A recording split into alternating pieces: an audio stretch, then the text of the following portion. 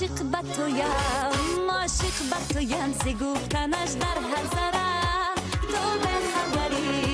تو به خبری که عاشقی در بدرم پروانه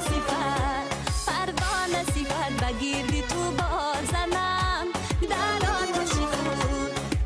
آتش خود بسوختی و بال و پرم رنگی گل و لاله و ریحانه بین رقصی گل و چهره خندانه بین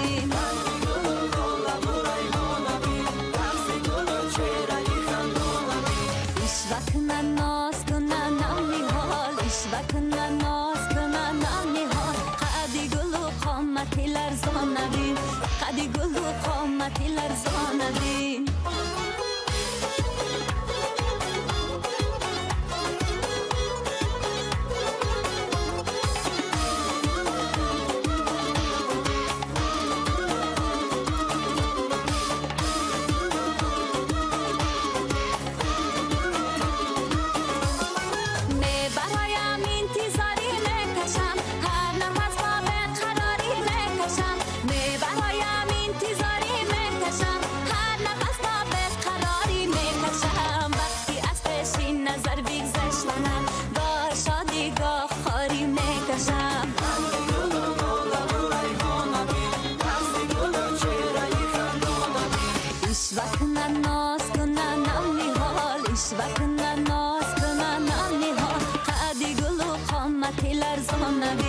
قدی گل و قامتی لرزانه بین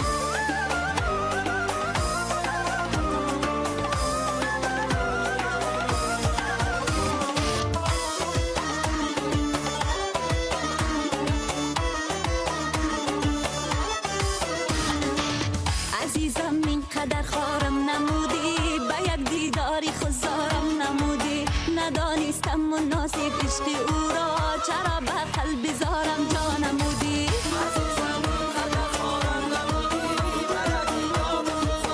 نمودی ندانستم مناسب عشق او را چرا به قلب زارم جا نمودی بیا که آغوشم جای تو باشد دلم بیمار و شیدای تو باشد نمیخواهد دلم پیمانی دیگر همیشه عکس زیبایی تو باشد عزیزم اینقدر خارم نمودی به یک دیداری خزارم نمودی ندانستم مناسب عشق او را چرا به